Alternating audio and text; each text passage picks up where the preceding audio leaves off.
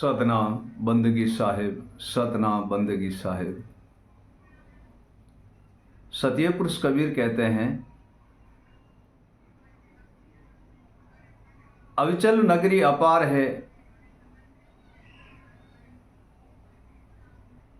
अविगत वहां को जान।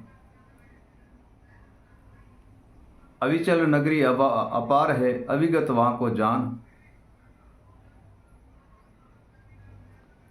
पूरा होए सो पहुंचे उन देश में, और दे शीश दान। हे प्रिय सजनों, अविचल नगरी अपार है और अविगत धाम है। उसी देश में कोई कोई विरला हंस जिन जाता है। उसी देश में कोई कोई विरला हंस जिन जाते हैं जो शीश दान में देते हैं। प्रिय सजनों, जो शीश दान में देते हैं, जैसे साहिब कबीर कहते हैं, गुरु चरण में जाए के शीश दान में दे, पूरा हो सो पाले, गुरु ज्ञान विवेक चित ले। हे प्रिय सजनों, जो सदगुरु के चरण कमल में शीश नमा कर उनके भजन करेंगे, भक्ति करेंगे, वही इसी वस्तु की प्राप्ति करेगा। प्रिय सजनों, नहीं तो होने वाली है नहीं। एक बात समझ लो, शुभ या अशुभ है। प्रथम हम माया के बारे में बताते हैं, धन के बारे में बताते हैं। धन की प्राप्ति करना चाहोगे तो सौदा सिर का है, शीश का है। फिर गाय हो, सोना हो, चांदी हो, जमीन हो, जायदाद हो, हीरा हो, मोती हो, माणिक हो, अस्त्री हो, कुछ भी हो, सौदा सिर का है। या मारोगे या खुद मिटोगे, तब जाके वो आप प्राप्त कर सको। ठीक वैसे सदगुरु के चरण जाओगे तो भी सौदा सिर का है, शीश का सौदा है। और जब तक शीश का सौदा नहीं करोगे तो वस्तु प्राप्त होने वाली है नहीं। तथा वो धन और वो है, वो तो अशुभ है, मैंने पहले ही आपको बताया था। और गुरु के चरण जाओगे तो शुभ सौदा है, शुभ व्यापार है और शुभ वस्तु की प्राप्ति है। हे प्रिय सजनों, शुभ वस्तु की प्राप्ति है। ठीक ऐसे ही हम नाभि से लेकर 10वें द्वार तक सैल करना चाहते हैं। मन में उमंग है, मन में लगन है कि हम 10वें द्वार तक, शून्य मंडल तक हम सैल करना चाहते हैं, घूमना चाहते हैं, दर्शन करना चाहते हैं, प्राप्ति करना चाहते हैं। हे प्रिय सजनों, तो पूर्ण गुरु के चरण जाना होगा। गुरु बिन तो ये होता नहीं है। पूर्ण गुरु के चरण जाना होगा। हे प्रिय सजनों, गुरु बिन तो ये होता नहीं है। क्यों नहीं होता गुरु बिना? कि इसी वस्तु देश में जाने का रास्ता तो स्वयं सदगुरुदेव के ही पास है, और तो किसी के पास है नहीं। और तो किसी के पास है नहीं। ये रास्ता तो स्वयं सदगुरुदेव के पास है। तब साहिब कहते हैं, गुरु बिन भेद है नहीं, और कैसे विवेक को पाए। गुरु बिन भेद है नहीं, कैसे विवेक को पाए। गुरु बिन ज्ञान कौन बतावे, कौन अविगत समझाए। हे प्रिय सजनों, गुरु बिना भेद नहीं मिलता, गुरु बिना विवेक नहीं मिलता, गुरु बिना ज्ञान नहीं मिलता, गुरु बिना अविगत भेद कौन समझाएगा। गुरु बिना अविगत भेद कौन समझाएगा।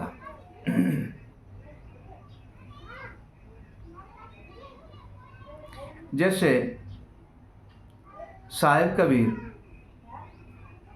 एक रास्ते में जा रहे थे, रास्ता लेकर के किसी नगर में जाना था साहिब को, और साहिब ने उनसे पूछा, अरे भाई, हमें इस नगर में जाना है, ये रास्ता कहाँ से जाएगा और कहाँ से होकर मुझे जाना पड़ेगा? तब उसी मानव ने कहा, संत जी, आपका दर्शन हुआ मेरा धन्य भाग है। आप तो नाम बताएं आपका और कहाँ से आए हैं? तब साहिब ने कहा, मेरा नाम कबीर है। उसी ने कहा, साहिब कबीर आप हो? उसी ने पूछा, साहिब कबीर आप हो? तो साहिब ने कहा, जगत ने साहिब बनाया, मैं तो कबीर हूँ। जगत ने मुझे साहिब बनाया है, जगत ने बनाया है, मैंने अपने आप को साहिब नहीं कहा है। जगत मुझे साहिब कहती है, मेरा तो नाम कबीर है।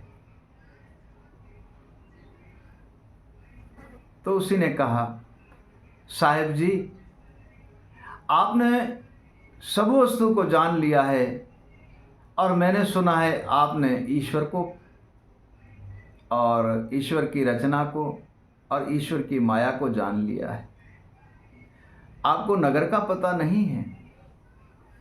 साहिब ने कहा, अरे भाई,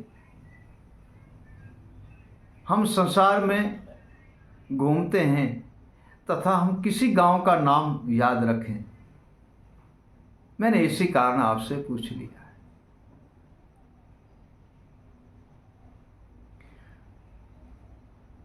तो उसी ने कहा, वो सामने पहाड़ की ऊपर एक कन्या गाय चरा रही है, आप उनसे पूछ सकते हो। धर्मदास और कबीर साहब दोनों चलते चलते उसी कन्या के पास गए। थोड़ा थका आ रहा थे, बैठ गए। धर्मदास जी से कहा कि कुछ समय तक बैठ जाते हैं और फिर पूछेंगे कि इस गांव में जाना है, इस कन्या से पूछ लेंगे जो कन्या गाय चरा रही है। वहां बैठकर कुछ कथनी करते थे। साहिब कथनी करने लगा। कथनी करते करते करते करते एक गाय ने पेशाब किया कि साहिब के जो कथनी के कागज थे उस तरफ आया वह पेशाब। धर्मदास जी ने कहा, ए बहन जी, साहिब जी कथ रहे और आपके गाय ने पेशाब किया है, ये तो मिट जाएगा, इसी गाय को थोड़ा आगे हटा लो। तब वो कन्या बोली, हे संत जी, आपके साहिब को बोलो कि ऐसी जगह पे कथते ही क्यों है कि वो मिट जाए, ऐसी जगह पे कथो जहां मिटना न पाए, ऐसी जगह पे कथो जहां मिटना ही न पाए। कबीर साहिब जी खड़े हुए, कन्या को बुलाया और कहा, धन्य हो आपकी माता पिता को, धन्य हो आपके गुरुजनों को, आपने ऐसी महान वस्तु हमें आज समझाई है और सुनाया है कि ऐसी जगह पे कथें क्यों जहां मिट जाए। तो साहिब ने हृदय कमल के अंदर जितनी भी कथना थी वह हृदय कमल के अंदर समेट ली। एक इशारा मिलते ही कि आपके साहिब को बोलो, ऐसी जगह पे क्यों कथते हैं जो मिट जाते हैं, ऐसी जगह पे कथते ही क्यों है जो मिट जाते हैं, ऐसी जगह पे कथो जहां मिटना ही ना पाए।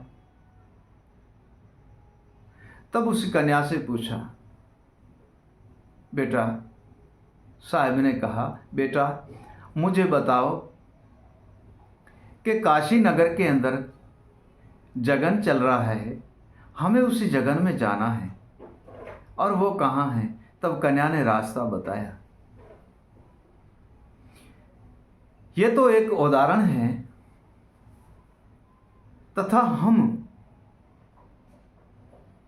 उसी जगह पे सीख कर रखे जहाँ भूले ही क्यों, ऐसी जगह पे रखे जहाँ मिटे ही क्यों, ऐसे पन्ने और कागज़ पर लिखे हृदय कमल के जहाँ मिटे ही ना और सदा के लिए ही रहे।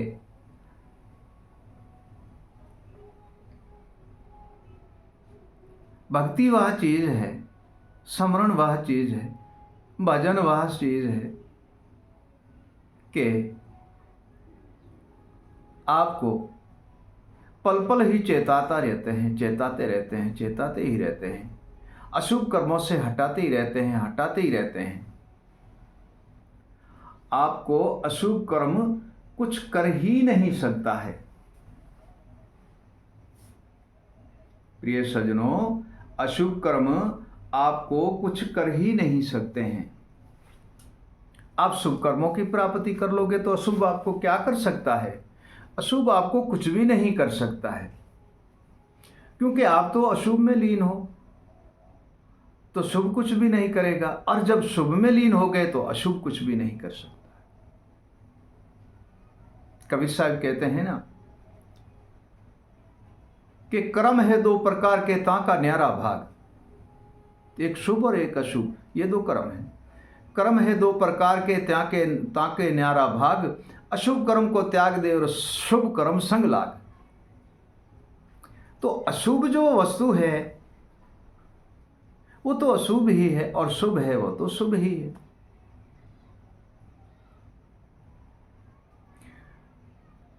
आपको मैंने 10वें द्वारे की बात की थी कि हमें 10वें द्वारे तक सैल करनी है तो सदगुरु के स्मरण और भजन से होंगी, सदगुरु के ज्ञान और विवेक से होंगी, और सदगुरु के दिए हुए भजन और स्मरण से होंगी। तथा एक बात जान लो कि साहिब की जो वाणी है सहन उसी वाणी में छुपी हुई है। साहिब की जो वाणी है प्रिय सज्जनों, सहन उसी वाणी में छुपी हुई है, और उसी सहन की जब हम प्राप्ति कर लेते हैं, ऐसे समझ लो कि मैं एक गाता हूँ और आप विवेकी हो, ज्ञानी हो, अनुभवी हो, तो मुझे पता नहीं है कि मैं क्या गा रहा हूँ, तथा आप तो विवेकी महान हो, विवेकी हो, ज्ञानी हो, आप उसी वाणी के आनंद उठा रहे हो, क्योंकि वो उसी वाणी की सहन को आप समझ रहे हो, वाणी के सहन को जान रहे हो। ये प्रिय सज्जनों, विवेक और ज्ञान के द्वारे आप जान रहे हो, परंतु मैं तो नहीं जानता। मैं तो सिर्फ गाने के ही हद में रह गया कि गाया, मैंने वाणी गाई, तथा मुझे आनंद नहीं आया कि इसी वाणी में साहिब ने क्या सहन छुपाई हुई है, और साहिब क्या हमें संदेश देते हैं, साहिब हमें क्या कुछ कहते हैं, साहिब हमें किसी रास्ते पे जाने के लिए कह रहे हैं, और साहिब इसी वाणी के अंदर हमें कैसा संदेश दे रहे हैं।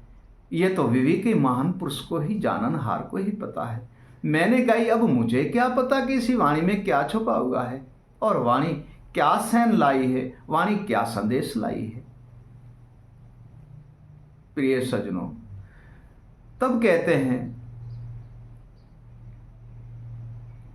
वाणी सहन अपार लाई, वाणी सहन अपार लाई, पूर्ण विवेकी बिनु परखी न जाई। वाणी सहन अपार लाई, पूर्ण विवेकी बिनु परखी न जाई। जिन जिन परखी तिन ही सहन समझाई, जिन ही परखी तिन ही सहन समझाई। और सहन वाणी अविगत से आई, कहे कबीर सुनो धर्मदासा, अविगत भेद तो है कहूँ प्रकाशा। हे प्रिय सज्जनों, जो अविगत की सहन है, अविगत का भेद है, वो साहिब की वाणी में है, वो साहिब के वाणी में है, और वाणी ही सहन लाती है अविगत की।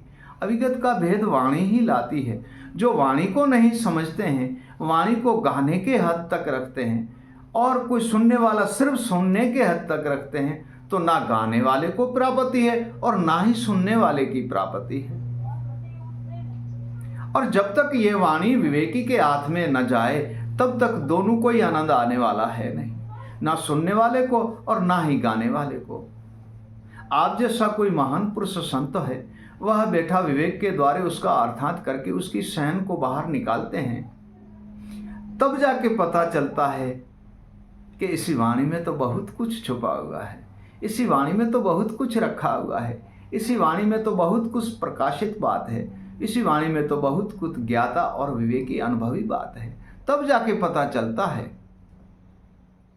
ठीक ये स्थूल देह है, इसी देह के अंदर अशुभ कर्म को त्याग करके शुभ में लगाओ प्रिय सज्जनों, तो ये स्थूल देह है, इसी देह के अंदर अनेक ही शैन मिलती है आपको। जब आप गुरु के चरण जाओगे, गुरु आपके सर पर हाथ रख करके आपको ज्ञान और विवेक, शैन और शब्द की प्राप्ति कराएंगे, तब आपके घट में प्रकाश हो जाएगा, तो अनेक ही प्रकार की शैन आप ही प्राप्त कर सकते हो सद्गुरु की दया और कृपा से।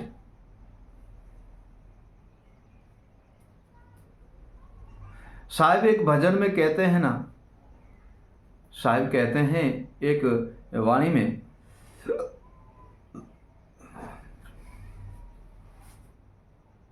साधो वे अगम संदेशा लाया।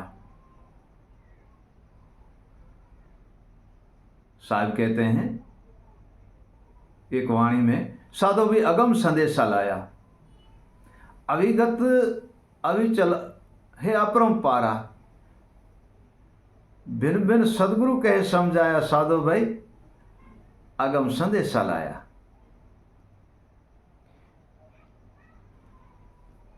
अविचल उसको कहते हैं जहाँ सुरता दृढ़ है, मन दृढ़ है, जीव दृढ़ है, आत्मा दृढ़ है, बुद्धि दृढ़ है, उसको कहते हैं अविचल। मतलब हिलती डुलती चलती नहीं है, एक जगह पे मन भी स्थिर है, दृढ़ है, आत्मा भी स्थिर है, दृढ़ है, बुद्धि भी स्थिर है और दृढ़ है, मन भी स्थिर है, दृढ़ है और जीव भी स्थिर है और उसी पे दृढ़ है, उसको कहते हैं अविचल। वह हिलता डुलता चलता नहीं है, उसको कहते हैं अविचल नगरी। अभी उसी नगरी के अंदर, अविचल नगरी में ज्ञान, विवेक, वैराग, अर्थ, अनुभव, गुरु शयन, गुरु समन, गुरु भजन, गुरु वाणी, इतनी सारी बस्ती बैठी हुई है अविचल नगरी में। इसी देह में, इसी स्थूल में ही अविचल नगरी है, उसमें ये सारे इतने बस्ती में इतना बैठे हुए हैं। अब जब इनकी बस्ती वहां बन जाती है अविचल जब ये सारे एक रूप में समा जाते हैं और एक जगह पे ये सारे मन, बुद्धि, जीव, आत्मा और सुरता, ये सारे ही दृढ़ एक जगह पे रहते हैं, एक जगह पे स्थिर होते हैं, तब उसका नाम पड़ता है अविचल। वो हिलता डुलता नहीं है, भ्रम या काम क्रोध कुछ भी उसको कुछ नहीं कर सकते, उसको कहते हैं अविचल। ये अविचल की नगरी बन जाती है। जब इसी अविचल की नगरी ऐसे बन जाती है, मन, बुद्धि, जीव, आत्मा और सुरता एक ही जगह पे स्थिर रहते हैं, एक ही जगह पे दृढ़ रहते हैं, तो वह अविचल नगरी बनती है। जब अविचल नगरी बनती है तो काम, क्रोध, मद, लोभ, मोह, अहंकार, अपमान, हर्ष, शौक, दुविधा, भ्रमना, कल्पना, चंचलता, इनकी नगरी मिट जाती है। प्रिय सज्जनों, जब अविचल नगरी बनती है तो इन सब की नगरी मिट जाती है, वहां इसका जोर चलता नहीं है। जब अविचल नगरी बनती है, पांचों एक जगह पे मन, बुद्धि, जीव, आत्मा और सुरता स्थिर रहता है, तब अविगत की भेद की वह प्राप्ति करते हैं। तब वह अविगत भेद की प्राप्ति करते हैं। अविचल नगरी नहीं बनती ता तक अविगत मिलना महाकंठन है। और इसी नगरी में जैसे शयन, शब्द, वाणी, स्मरण, भजन, ज्ञान और विवेक, ये सभी परंतु वैराग नहीं है तो एक भी मिलने वाला इनमें से है नहीं। वैराग है तो ये सारे मिल जाएंगे आपको। तो मुख्य कौन है? वैराग है। वैराग बिन कोई वस्तु प्राप्त नहीं होती, मुख्य वैराग है। ठीक ऐसे सुरता, बुद्धि, जीव और आत्मा, इन एक का मुख्य है मन। मन ठौर ठिकाने पे दृढ़ है और सिद्ध है और एक जगह पे है तो आपकी अविचल नगरी बनना सिद्ध भाव है और बनी है, ऐसे समझो बन गई। और जब तक वह मन ठोर ठिकाने पे नहीं है, हिलता डुलता है, तब तक अविचल नगरी नहीं बनती है। अविचल उनको कहते हैं कि हिलना डुलना नहीं है, भटकना नहीं है, भ्रमणा में जाना नहीं है और काम क्रोध के वश मोह में आना नहीं है, उसका नाम अविचल है। और अविचल और अविगत, पहले आप अविचल बनाओगे फिर अविगत का वास वहां होगा। पहले आप अविचल बनाओगे और अविचल सद्गुरुदेव के शब्द और ज्ञान और विवेक के बिना कभी बनती नहीं है। क्यों नहीं बनती है? कि ज्ञान मन से वश में होता, ज्ञान मन को ज्ञान वश में करता है, बुद्धि को अनुभव वश में करता है, जीव को नाम वश में करता है और सुरता को शब्द वश में करता है और आत्मा को विवेक वश में करता है। ये पांचों ही अपने अपने एक महन वस्तुओं से जुड़ गए तो ना तो आत्मा हिल सकती है, ना जीव हिल सकता है, ना मन हिल सकता है, ना सुरता हिल सकती है, ना बुद्धि हिल सकती है। नहीं हिलने वाले को, नहीं चलने वाले को, नहीं भटकने वाले को अविचल नगरी कहा जाता है।